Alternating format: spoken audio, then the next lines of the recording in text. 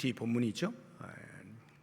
이 본문은 오순절에 성령이 강림하시고 나서 이제 사도들이 복음을 전하고 또 이제 그리스도의 이름으로 놀라운 일들을 행할 때에 기록되어진 첫 번째 기적의 사건입니다. 나면서부터 걷지 못한 사람이 일어나게 되어진 기적, 그 사건을 이제 누가가 기록을 하고 있는데요. 이 누가가 이와 같은 사건을 기록한 것이 단순히 이제 성령이 강림하셨기 때문에 성령의 능력으로 이와 같은 일들이 일어나는 것이다 하는 것을 보여주기 위하여서 기록을 하지는 않았습니다. 사도행전 개관 영상을 들으신 분들은 기억을 하실지 모르겠는데, 이 사도행전의 특징 가운데 하나가 이제 역사서로서 누가가 그 역사를 기록하는데, 그 기록의 역사가 그냥 일어난 사건들을 기록한 순수 역사, 객관적 역사가 아니고, 누가가 기록을 하면서 뭔가 의도를 가지고 이것을 읽는 이에게 전달되기를 원하는 어떤 목적을 가지고 기록을 한 그런 면에서 이 사도행전은 신학적 역사 또는 역사적 신학, 이렇게 불려질 수 있다라고 제가 말씀을 드렸는데, 바로 그와 같은 관점에서 오늘 우리가 이 본문을 이제 보려고 하는 것입니다. 누가가 이 기적 사건을 기록을 한 것에는 어떠한 의도가 있다 하는 말이죠. 그 성전 미문에 앉아 있던 안전뱅이를 베드로가 이제 일으켜 세워 주는 이 사건인데, 그 성전 미문 앞에 뭐 이 사람만 구걸을 하기 위해 있었던 것은 아니겠죠. 숱한 사람들이 있었을 것입니다. 왜냐하면 이 시간이 이제 그 유대인들이 기도하는 시간에 이제 있는 것인데, 유대인들은 하루에 3번씩 기도하거든요. 이제 3시, 6시, 9시 이렇게 유대인의 시간으로, 오늘날의 우리의 시간으로 하자고 하면 이제 6시간씩을 더해야 돼요. 그래서 아침 9시, 12시, 오후 3시 이렇게 이제 기도를 하는데, 오늘 이 그 배경은 9시니까 오후 3시에 종교인들이 기도하기 위하여 성전으로 올라가고 있는 그 상황에서 그 미문 앞에 앉아 있던 이제 안전뱅이를 이제 고쳐주게 되어진 그런 일입니다. 그러면 수없이 많은 사람들이 거기에 구걸을 하기 위해서 모였을 터인데, 그 이유는 이 유대인들에게 있어서는 종교 행위에 있어서 3가지 의무가 있어요. 기도하는 의무가 있고, 금식하는 의무가 있고, 또 다른 하나가 구제의 의무가 있어요. 그래서 그들이 이 3가지를 지키지 아니하면 기본적으로 종교 생활을 제대로 하는 게 아닙니다. 그렇기 때문에 구제라고 하는 것은 항상 그들에게 있어서 늘 있는 일이에요. 그것을 알고 있는 거린들이 당연히 그들이 모여 있는 곳에 함께 있겠죠. 한 푼이라도 더 받을 수가 있으니까요. 그래서 수없이 많은 그 거지들이 그 성전 미문 앞에 있었을 것임이 틀림없습니다. 그런데도 불구하고 누가는 그 가운데에서 한 명을 택하여 그 한 명에게 일어난 일을 기록을 해놓고 있다 이 말이죠. 그랬을 때에 이 누가에게는 분명히 이렇게 기록을 한 목적 또는 의도가 있었을 것임이 틀림이 없습니다. 그래서 그 부분을 우리가 같이 한번 생각을 해보려고 하는데, 먼저 이 그 안전뱅이에 관련되어진 정보를 우리가 간단하게 보자고 하면, 이미 말씀을 드린 대로 그는 나면서부터 한 번도 걸어본 적이 없는 불구로 이제 태어나게 됩니다. 그리고 그가 지금 이 자리에서 구걸을 할 때는 그 나이가 약 40세 정도가 되었습니다. 4장 22절에 그 나이에 대한 정보가 나타나고 있는데요. 거길 보시면 이 표적으로 병 나은 사람은 40여세나 되었더라 이렇게 기록해요. 40여세 정도 되었다 이렇게 표현하고 있지 않고 40여세나 되었더라 라고 표현을 함으로써 얼마만큼 오랜 세월 동안 그가 한 번도 서본 적이 없는 상태로 우울한 삶을 살았을 것이냐, 희망 없는 삶을 살았을 것이냐라는 것을 보여주고 있습니다. 어렸을 때는 혹시라도 다시 일어설 수 있지 않을까 이러한 희망도 가졌을런지 모르겠어요. 그의 부모들도 그런 노력을 했을 수도 있겠습니다. 그러나 점점 나이가 들어가면서 그와 같은 희망들은 사라지고 말겠죠. 벌써 40년이 흘렀다고 하면 이미 내가 일어설 수 있을 것이란 희망은 아예 접어두게 되었을 거예요. 그리고는 이제부터 하는 일이라곤 그저 하루하루 연명을 하기 위하여 이 거지의 삶을 사는 데 있어서 어떻게 해서든지 어제보다 오늘 조금 더 많이 동량을 받을 수 있는 방법을 연구하고 다른 사람보다 좀 더 많이 받을 수 있는 방법은 없을까? 이런 생각을 하면서 하루하루 생존을 위해서만 살아가는 그러한 삶이라고 하는 것을 보여주고 있습니다. 뿐만 아니라 그가 성전 비문에 걸을 수가 없는 사람이니까 다른 사람이 데리고 오잖아요.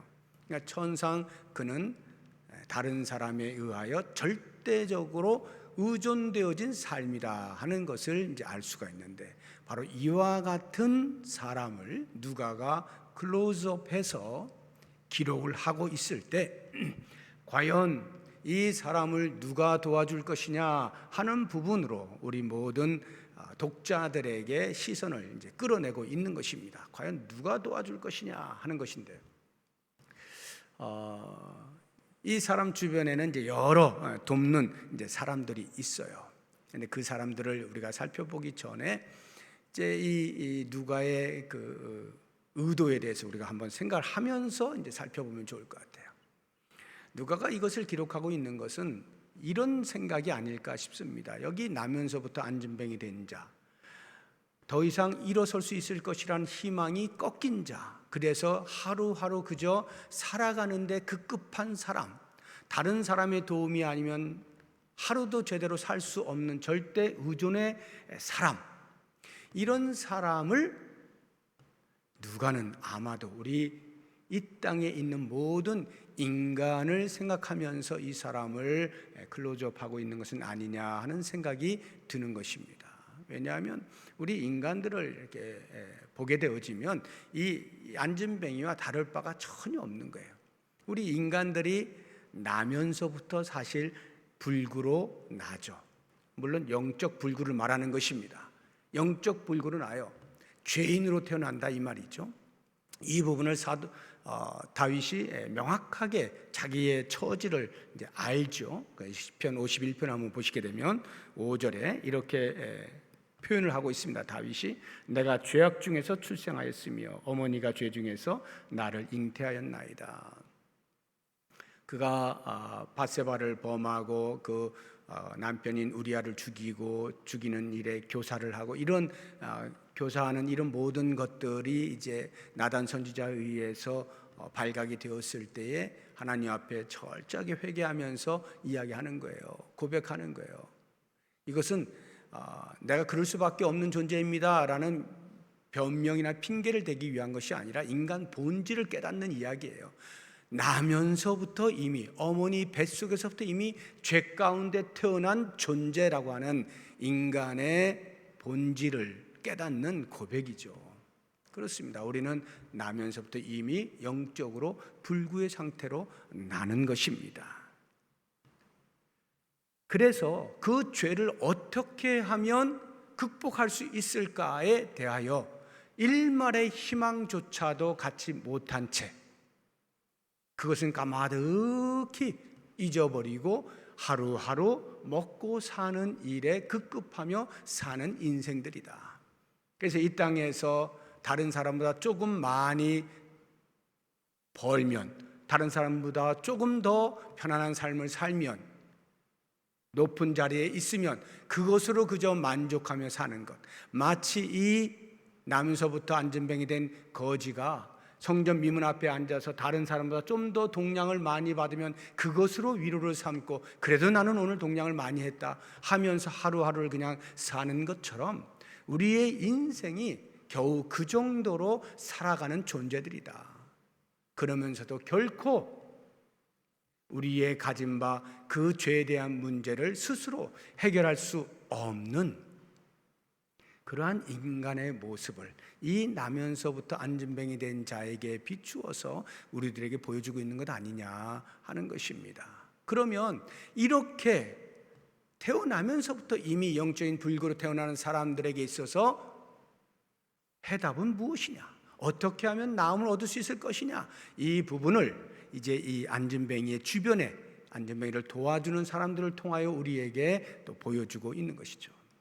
기본적으로 제일 먼저 도와주는 사람으로 등장하고 있는 것은 성전 미문에 이 안진뱅이를 데리고 앉혀놓는 주변에 돕는 사람들이 있겠죠. 뭐 친척일 수도 있고 가족일 수도 있고 아니면 친구들일 수도 있겠고 아니면 동네 뭐 공동체에서 그렇게 할 수도 있겠고 뭐 여러 가지 우리가 추측을 할 수 있겠습니다만 아무튼 누군가가 그 사람을 성전 미문의 앞에 앉혀두어야만 하는 거죠.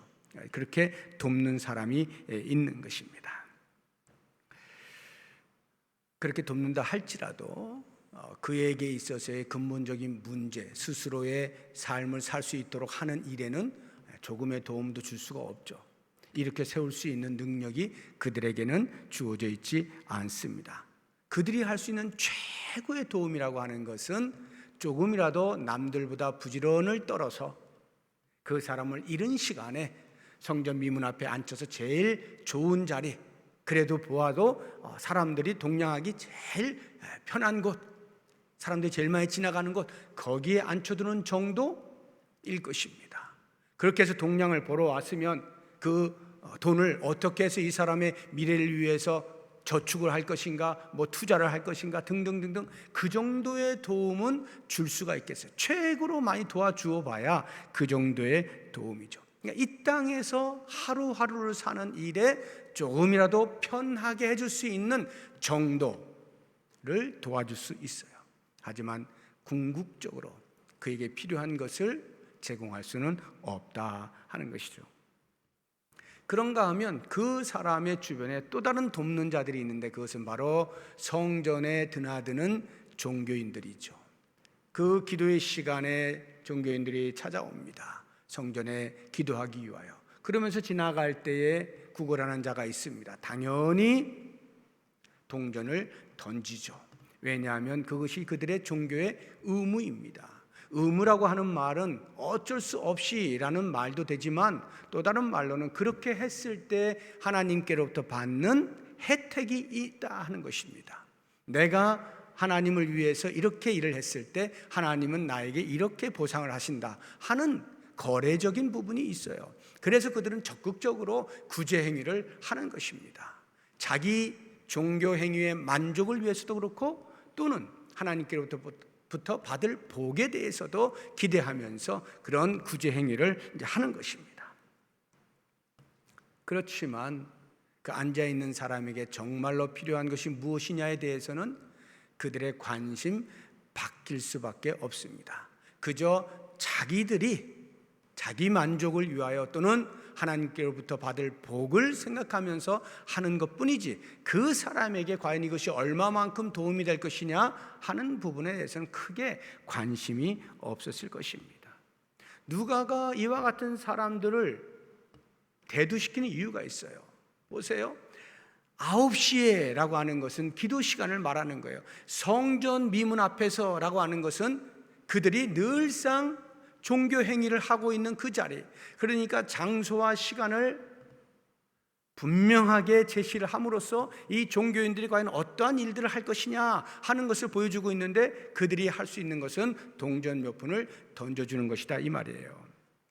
그들이 율법을 따라서 구제는 반드시 해야 된다라고 하는 그 율법에 따라서 율법의 행위는 하고 있지만 정작 그 사람에게 필요한 생명을 줄 수는 없는 존재들, 그게 유대 종교인들이다 하는 것을 가르쳐주고 있는 거예요. 다시 말하면 율법이 갖는 한계, 종교인이 갖는 한계를 고발하고 있는 것이죠. 아무리 종교적인 사람이라 할지라도, 아무리 경건한 사람이라 할지라도 생명을 줄 수는 없잖아요. 왜? 그들이 그 생명을 가지고 있지 않으니까요. 그들이 가진 것은 율법뿐이니까요. 율법을 철저히 지키는 정도의 구제 행위 이상을 줄 수가 없는 것입니다. 이런 면에서 우리가 한번 우리 자신을 돌아볼 필요가 있어요. 우리 개인으로도 그렇고 우리 한국교회를 전체적으로 살펴볼 필요가 있습니다. 우리 한국교회가 복음이 들어온 것이 1885년을 기준으로 한다고 하면 약 135년, 146년이 지금 흐르고 있습니다. 정말 경이적인 폭발적인 양적인 성장을 했다라고 한때 세계적으로 많은 사람들이 놀라기도 했습니다만, 또 반면에 그러한 것들이 상당 부분은 거품이다라고 하는 또 평가도 함께 있습니다. 많은 사람들이 한국의 그 폭발적인 성장에 대해서 연구하고 살피고 하는 중에 또 그 안에 거품들이 있는 것을 발견하면서 이런 양면성이 존재하고 있는데, 이제 우리 스스로를 우리가 돌아보게 될 때에 우리는 예수 그리스도를 믿어서 구원을 얻고 그 놀라운 소식을 많은 사람들에게 전하여서 양적인 팽창을 가져왔다 이 말이에요. 그런데 실제적으로 그와 같은 삶이 얼마만큼 예수를 믿는다는 것이 우리 안에 생명을 갖는다는 것을 인식하고 그 생명의 가치로 사람들에게 그리스도를 전하였는가? 아니면 우리도 모르는 사이에 시간이 흐르면서 점점 양적으로 팽창되어지게 되면서 또 나름대로 교회가 힘을 갖게 되면서 그 안에 안주하고, 마치 유대 종교인들이 율법은 가졌으나 생명은 없는 자인 것처럼 율법적인 종교 행위는 철저하게 이행하고 있으나 실제 그들의 마음속에는 생명이 없는 것처럼, 혹시 우리들도 그렇게 생명 없는 종교 행위로 만족하면서 점점 한국교회가 정체되어지거나 답보 상태에 있거나 퇴보되어져 가고 있는 것은 아니냐? 숫자적 성장이 없어서의 퇴보가 아니라 그리스도로 말미암는 생명력 없는 삶으로 인하여서 우리가 혹시 퇴보되어지고 있는 것은 아닌가 하는 부분들을 우리가 이 유대 종교 지도자들을 보면서, 종교인들을 보면서 우리 스스로를 돌아볼 필요가 있다 하는 것입니다. 종교라고 하는 것은 우리가 살아가는 데 있어서 꼭 기독교가 아니라 할지라도 어떤 종교나 사람들에게 가지고 있는 불안감에 대하여 일시적으로 평안을 줄 수가 있고, 위로를 할 수가 있고, 안정감을 줄 수가 있고, 쉼을 주기도 합니다. 어느 종교를 막론하고 그 정도의 것들은 종교가 다 사람들에게 제공을 할 수가 있어요. 그런데 기독교는 이 땅의 종교들이 하고 있는 그러한 것들로서, 종교의 하나로서 만족하는 것이 아닙니다. 기독교가 이야기하고 있는 건 철저하게 생명에 대한 이야기예요. 생명. 사느냐 죽느냐의 문제입니다. 그것을 다루는 것이 기독교예요.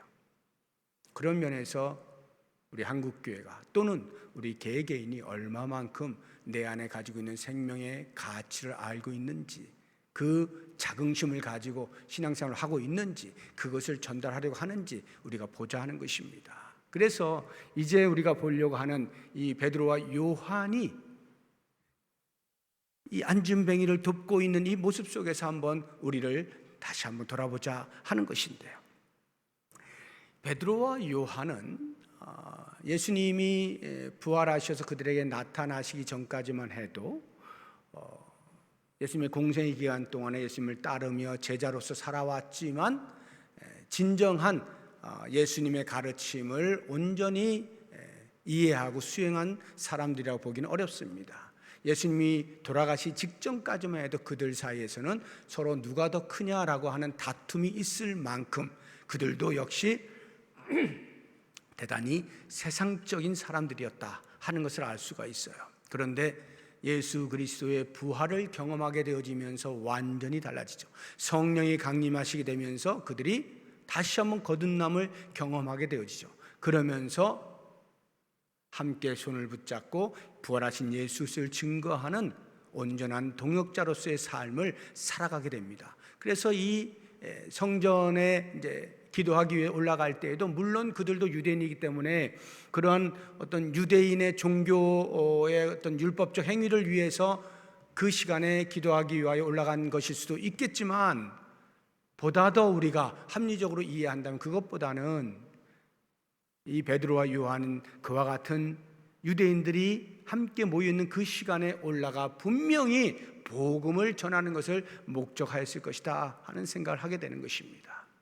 복음을 전하기 위해서 그 시간을 택하여 같이 올라간 것으로 본다고 하면, 이제 그와 같은 목적을 가지고 올라가는데 가는 길에 이 거린을 만나게 되는 것입니다.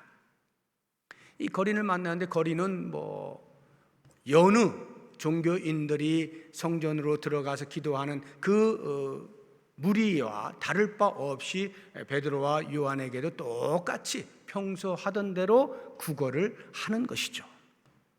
그런데 대부분의 종교인들은 다 지나가면서 눈을 마주칠 필요도 없고 그저 그들이 그 거린들이 내미는 바구니에다가 동전을 던져주면 되는 것입니다.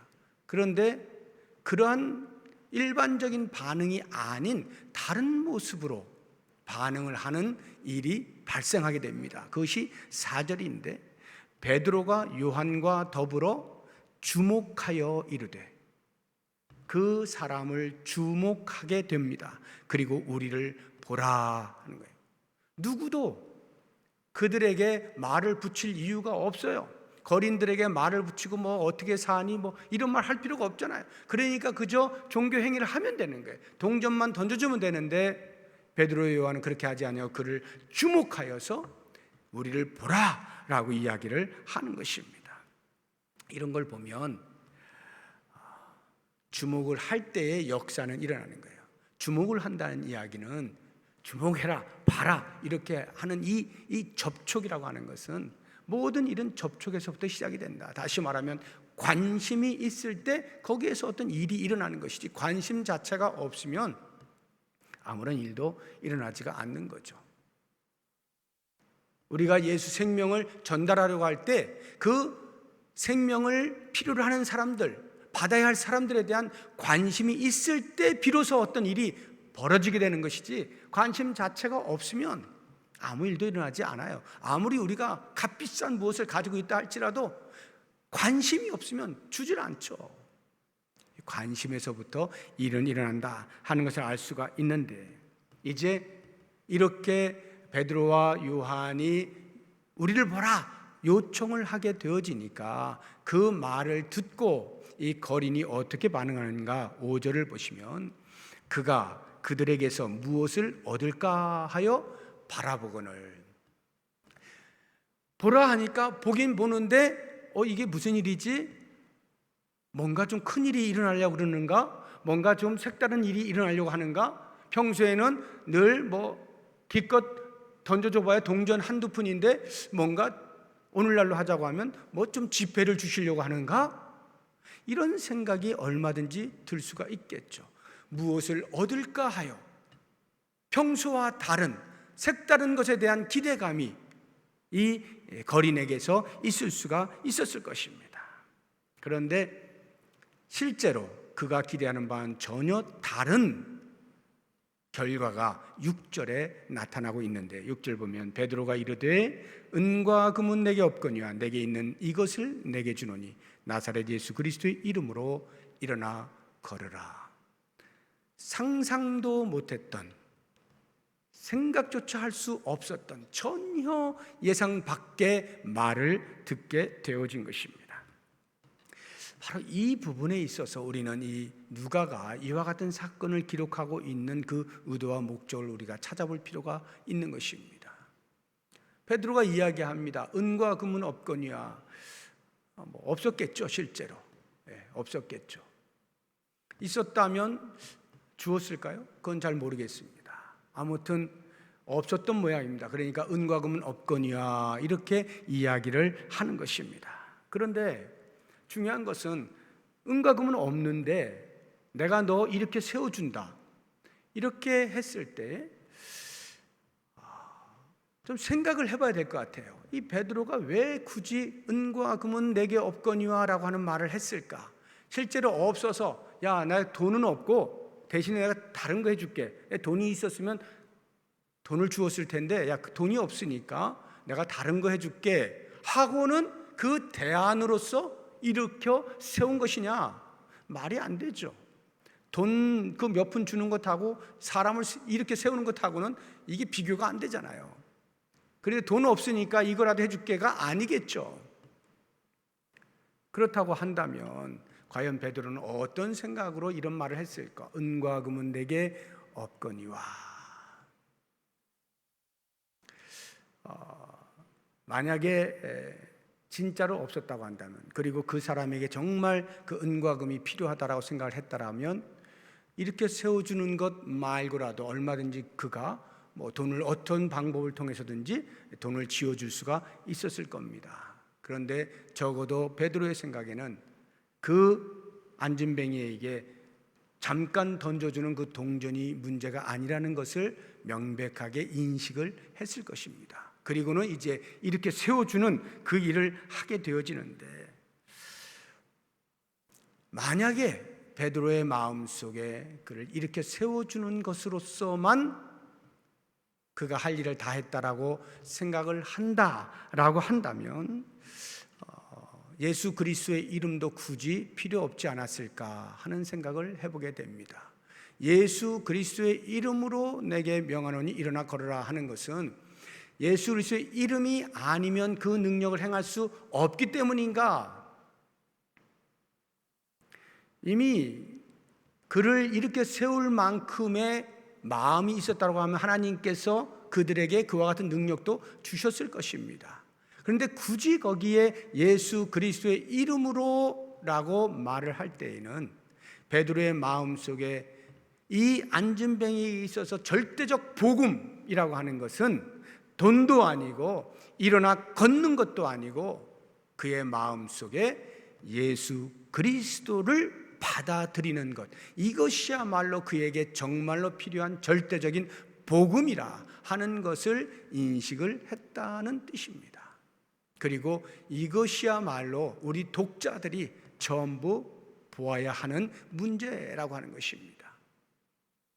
예수 그리스도의 이름, 그 사람을 이렇게 세워줄 수 있는 능력이 되는 그 이름, 그런데 정말로 그에게 복음이라고 하는 것은 일어나 걷는 것보다도 예수 그리스도를 그의 마음 가운데 담을 수 있는 것, 생명을 받을 수 있는 것, 이것이야말로 정말로 필요한 것이다. 이것을 베드로가 알고 그에게 전달한 거죠. 그래서 이 사람이 일어나 걸으면서 그와 함께, 그들과 함께 성전으로 들어가서 뛰면서 하나님을 찬미하는 거죠. 단순히 이렇게 세워주었기 때문만이 아니라 그에게 생명이 들어오는 것을 경험하게 되어지면서 그 생명을 얻은 자로서 하나님을 찬미하는 모습을 보여주고 있는 것입니다. 저는 이 모습을 보면서 이제 우리가 과연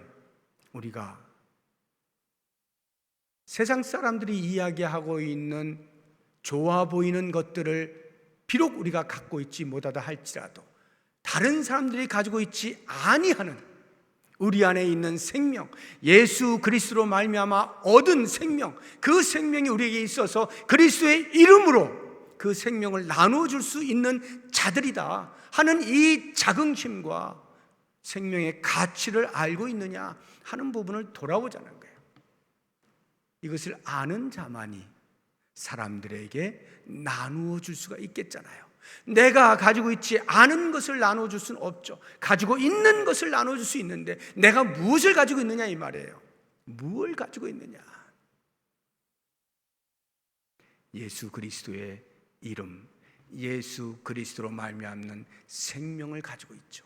그래서 그 생명을 소개하고 생명을 나누어 줄 수 있는 존재라고 하는 것.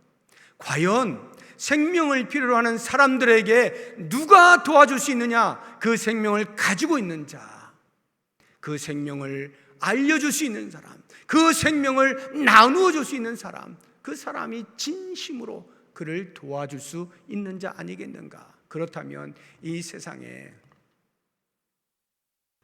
이미 예수 그리스도께서 이 땅에 오셨는데도 불구하고 그 예수님을 알아보지 못하는 수없이 많은 사람들, 그래서 그저 하루하루 먹고 사는 일에 생존 경쟁을 하면서 살아가고 있는 수없이 많은 인간 군상들을 향하여서 과연 우리는 무엇을 줄 것이냐 하는 거예요. 이 나면서부터 안전병이 된 자가 성전 미문 앞에 앉아 있습니다. 그럼에도 불구하고 성전의 주인이신 예수 그리스도를 알지 못한 채 그저 하루하루 자기의 먹고 사는 일을 구걸하는 것으로 연명하며 사는 이 존재와 무엇이 다를 것이 있어요? 이 땅의 많은 사람들이 그리스도를 알지 못한 채 그렇게 살아가고 있는 그 사람들을 향하여 우리가 줄 수 있는 것이 있는 존재임을 우리가 인식할 필요가 있어요. 정말 그들에게 필요한 것은 생명이죠. 예수 그리스도로 말미암아 모든 죄에서 해방되어지고 참 자연이 될 수 있는 이 놀라운 비밀, 예수 그리스도의 이름으로 생명을 나누어주는 이것이야말로 우리가 반드시 해야 될 것이다 하는 것을 생각하면서 이제 우리에게 허락해 주신 이 엄청난 그리스도로 말미암는 생명을 가진 감격을 가지고 그 생명을 나누는 일에 우리의 주변을 돌아보아 필요로 하는 모든 사람들에게 당당하게 힘있게 능력으로 그리스도의 이름으로 생명을 나누어 주면서 하나님 나라의 진실한 백성들을 모으는 일에 쓰임 받을 수 있는 우리 모두의 삶이 될 수 있기를 주의 이름으로 축복합니다. 기도하겠습니다.